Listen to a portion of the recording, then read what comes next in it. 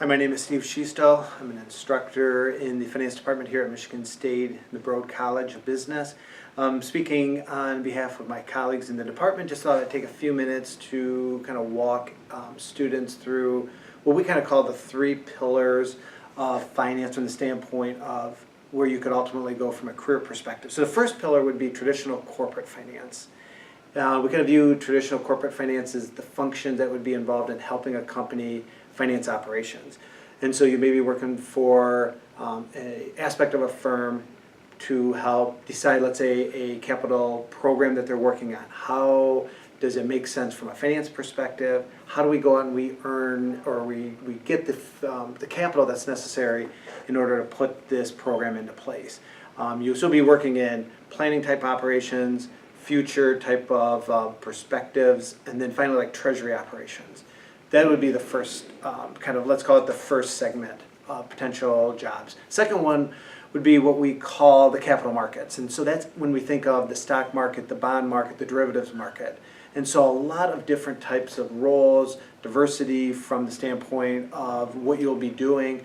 So things like investment banking, sales and trading, being a broker, let's say like working with institutional clients, asset management, any type of analytical type of roles that would be working with the markets.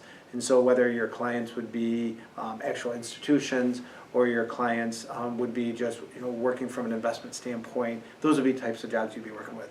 And then the third area would be financial services. So financial services would be commercial banking, where you'd be working with businesses to help them put loans together, consumer finance, where you might be helping individual clients finance their homes, doing anything from an insurance perspective, and then the final part of it would be wealth management, which would be working with individuals or maybe even an institution, helping them to make good decisions with their money to help to meet their financial goals. So really from these three segments, we have classes that are designed to help students prepare themselves. We have multiple types of internship, full-time hires that can go. And so you can just talk to others that would be able to give you some background information. Steve Latreille, Vice President Corporate Controller for Ingredion, and he's going to talk to us about corporate finance and his career path and advice that he has for students interested in corporate finance. So let's first start by kind of overviewing what is corporate finance and what are some of the career paths within corporate finance. Sure. Thanks, Jack. I would say I've spent a number of years in a function we call financial planning and analysis, so FP&A. And within that, there's often positions that are just supporting business teams, whether it's investment analysis or brand spending or new product introduction or total kind of support of launching of new products and sort of just managing a portfolio of products. But as it relates to more in a corporate function, some of the roles that I've held include investor relations, which also gets, obviously, it's very communication heavy, but gets very involved with our own stock and the peer company stock and the industry and talking to analysts and such. But in addition, there's some more kind of technical finance jobs within a corporate environment that include any M&A support, any kind of analysis of potential acquisitions. So there's valuation work on that end or due diligence, but also uses of our cash. So we can use our cash to invest in capital projects to expand our factories. Certainly we can pay down our debt. Certainly we can spend money in research and development. So a lot of it is for cash deployment as well. And if we don't have good returning alternatives, we may analyze whether or not we should pay down debt or return to shareholders via dividends or share repurchases. So within a corporate finance function like the company I'm at now, we have dozens of finance professionals and quite varied kind of work plans and work agendas that each one has. Okay, you talked a little bit about some of the positions that you've held already in your career, but do you want to kind of talk a little bit about what the responsibilities are for your current position as corporate controller? Yes. So interestingly, I graduated from Michigan State, started out at Price Waterhouse in accounting in Chicago for about 2.5 years, and then I did the 20 plus years of all finance and financial planning. Now I'm back in an accounting role. I still remember my debits and credits, but right now as the corporate controller of a public company, Yeah, I'm essentially responsible for the controls, the internal controls, and sort of the fair and accurate reporting of our financial results. So at the end of the day, when we publish a 10K and a 10Q, I'm signing off on it, as well as our CEO and our CFO. So I run really a team of various groups of accounting operations, for closing the books and just reporting on monthly and quarterly analysis, as well as the controls over financial reporting that support that. So that's a pretty standard role for any public company, corporate controller. It's also called principal accounting officer. But it's really exposed me to a lot of new things that I hadn't done in my finance area, which would be like dealing with our audit committee. So there's a lot more external focus, I believe, in the role that I'm in now. So dealing with our public auditors, dealing with the SEC, and dealing, as I mentioned, audit committee or board of directors. So that's kind of what I do today. Okay, interesting. To wrap up, what advice do you have for students that are interested in corporate finance, and what qualities do you think make somebody qualified for that role? Great.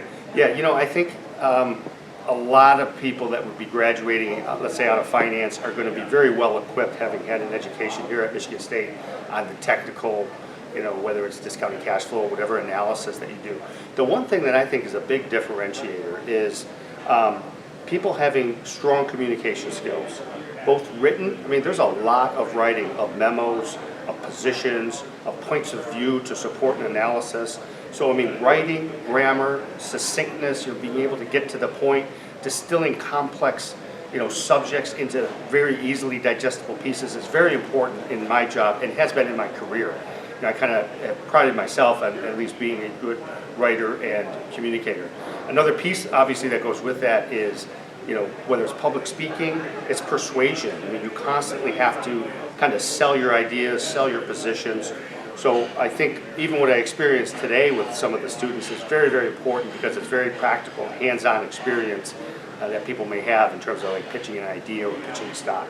So I think the big takeaways are, it's not just book study, classroom study, but it's actual, strong interaction, get experience speaking in front of a crowd, being able to articulate your points, being persuasive, and I mentioned on the writing communication is very important as well. Lisa Beck, Finance Director for U.S. Sales and Marketing for General Motors, and she's going to talk to us today about corporate finance. So first of all, what exactly is corporate finance, and what are some of the different career paths within corporate finance? Okay, so I work at General Motors in corporate finance, as Jack said. I have been there 29 years, and corporate finance for me, or what it means to me, is serving in a finance role, but supporting all the various operations of the company. So as I started, graduated from Michigan State, started in finance at GM, and moved around every couple of years, working in different parts of the organization, serving my business partners as part of the operation. So I worked in product development, working in budget forecasts, or working on a P&L of a future vehicle, worked in engineering finance with a lot of the engineers, managing a very large engineering budget. So again, budget and forecast and Excel modeling. Getting really a deep understanding of the technologies and vehicles that we would make over the next 10 years globally. Worked in manufacturing. I was the controller of an assembly plant and a stamping plant, so really managing a large budget, very cost focused versus revenue. And now I'm in sales and marketing, which is on the revenue side and the profit side, and how do we manage profit versus market share and sales, and trying to make sure we're doing the best thing for the shareholders. So a lot of opportunities to move around the company and learn about the operations to run a big complex company like GM. Okay, cool. What do you like about corporate finance specifically, and what qualities or character traits kind of fit someone that is interested in that area of finance? I would say what I love about it is there's so much to learn about a company. If you're, again, finance is a support role, so we get to move around and work with different business partners throughout the company every time we rotate. So not only are you working on finance work, but you also learn about how a manufacturing operation runs, or how to negotiate with the UAW. And you're pairing with your business partners in everything that you do, so you're testing your influence, managing without authority, really helping them achieve their goals and becoming a partner that they need and want you in the room with them all the time. So I love the relationship part of that. So one of the key characteristics we look for, not only, finance is an acumen and a business skill you need, but it's also about relationship building. And can you build that trust where your business partner is telling you everything they know, they're working with you, you're working with them. So the ability to have a relationship and earn trust is just as important as understanding how to do finance work. Okay, interesting. Last question I have is just any advice that you have for prospective finance students, especially those interested in corporate finance? I would say make sure in your student career at school that you're taking your finance classes as early as you're allowed to. Get your prerequisites done. Excel modeling is key to take as early as you can in your school career. That will get you ready for recruiting time to get hired into a company that has a strong corporate finance role. So I would say that. I would say really just understand the walking in the door, understanding some of the technical skills, budget forecasts, and Excel is going to get you ready. And then as you get in the company, you again want to start learning about your surroundings and building relationships. Ralph Carmichael, Chairman and CEO of Bonwrx, and he's going to talk to us a little bit about his career. He's had a lot of experience in many different facets of finance, but he's going to talk to us mainly today about sales and trading. So do you want to kind of overview what that is and what the different positions are within that aspect of finance? I started, just so you know, Bonwrx is a medical device manufacturer, which I run and own today. I worked in Wall Street for over 20 years in New York. I was with a firm called Bear Stearns. I was also a hostile takeover lawyer with Cadwalader, Wickersham and Taft in New York. I did run various departments within Bear Stearns in the sales and trading department. Sales and trading is the secondary trading of securities.